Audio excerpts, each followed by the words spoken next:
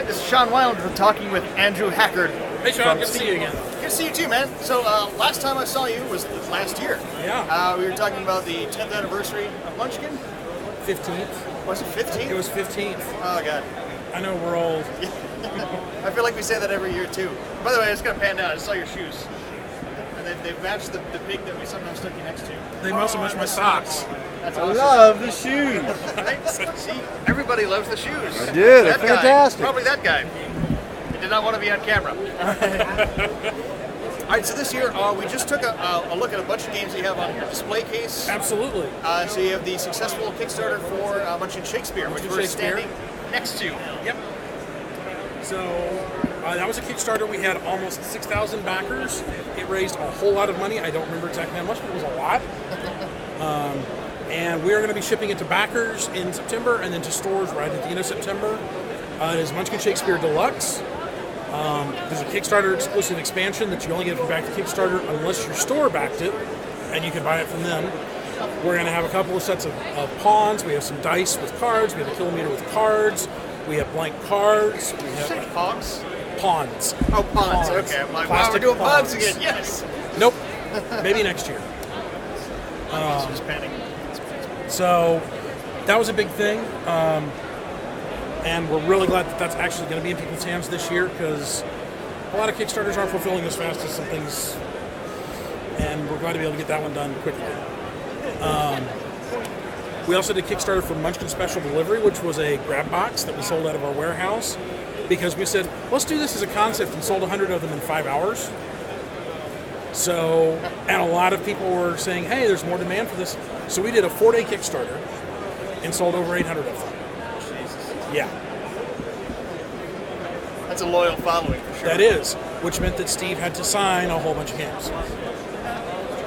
So there's a lot out in that case, and of course this will be panning over and around and through the video. Sure. But one that struck me is you're working on basically or collaborating on a digital game. We're the Ogre game. It's going to be on Steam for Windows. It'll be out October 5th. It's the original Ogre, 40-year-old Ogre game, but with a lot of extra bells and whistles, different scenarios, different maps and units. Right. It does really well. The publisher said they're going to look at other Steam options. We hope. So all you Mac and Linux users, we haven't forgotten you. Oh my god. So that's pretty neat because I think that's the first time you haven't worked on a digital game before, correct? We have not done a full. We've done a couple of apps. We did the Zombie Dice app. We did Dino Hunt Dice, and there was an Ogre game back in the mid '80s through Origin Systems for the Apple II and the Commodore 64, and I think the IBM PC, and I think some people still play that on an emulator. Wow. Yeah. So, but this is the first quote-unquote modern Ogre computer game. Right. Okay. Gosh, so let's see. I'm going to say it anyway, but you already told me I can't ask you about conspiracy theory. You are not clear to discuss conspiracy theory. However, that Steve might be discussing it some more later on this weekend. Can I make random assumptions about conspiracy theory? You can make random assumptions. I might even confirm them. Awesome. You know what? I can't. Given our political climate, I can't think of anything appropriate to ask. Well, then ask something inappropriate. Excellent. Is it about overthrowing the government? No. Is it about the government adding chemicals to our water to turn the frogs other genders? That's a very tiny part of it. Okay, so I can think we're going down that direction of I think of I can topics, safely like- say it is designed to be a party game. Fast play, lighthearted. Okay. It is definitely not a heavy game. And if you believe in conspiracy, it is probably in there and you'll have your chance to advocate for it. Excellent.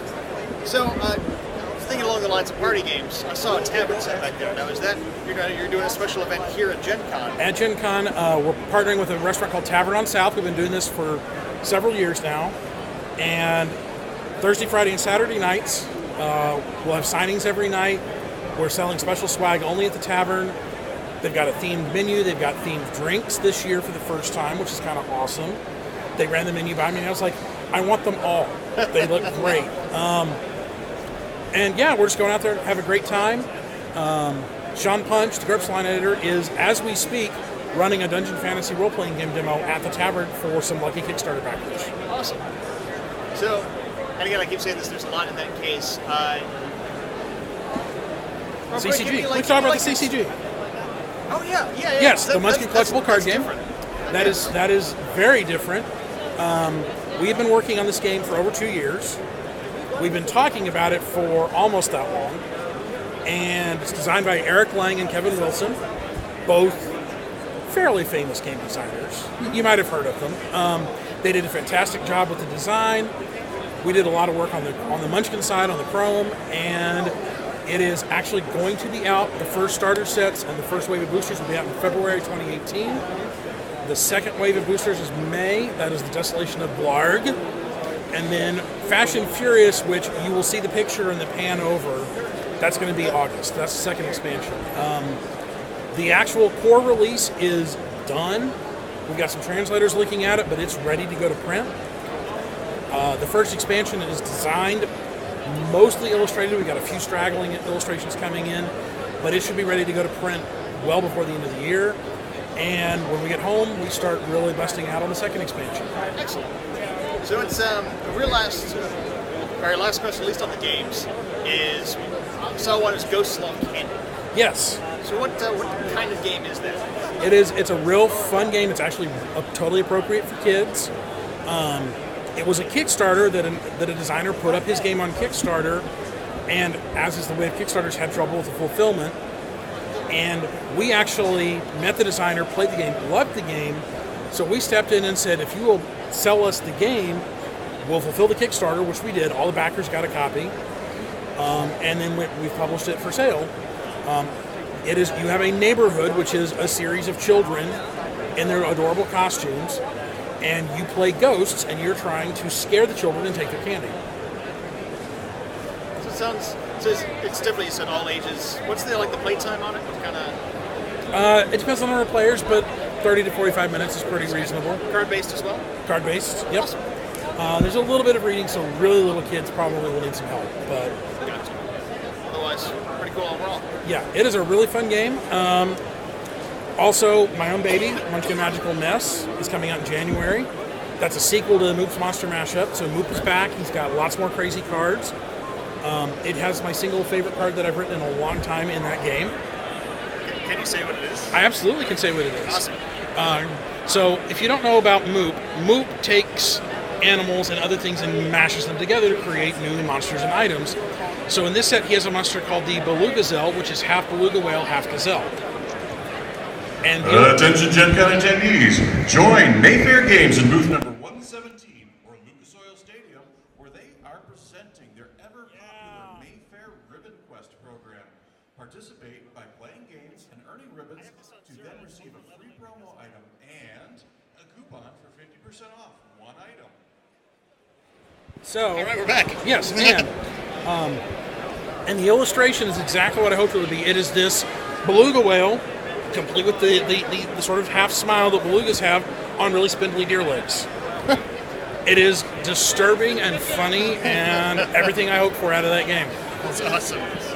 Cool. It sounds like you've got, not even sounds like, you do have a lot coming out. We do, we haven't announced everything for 2018, and it's going to be a really fun year. Awesome. CCG is going to do really well. We've got some Munchkin releases. We've got some other games that we've been working on. One I didn't talk about before is coming out in December. It's called Super Kitty Bug Slap. Super Kitty Bug Slap? Super Kitty Bug Slap. You are all a cat, and you're either an orange or a purple cat. You're either a round or a square cat, and you have a certain type of bug that's perched on you or near you. And one player is the dealer and starts dealing out cards, and you want to slap the cards that match whatever you're... So, that's a round cat, I'm a round cat, I want to slap it. But it's a purple cat, he's a purple cat, so he wants to slap it. Okay. And we had our first confirmed blood draw Tuesday night playing that game.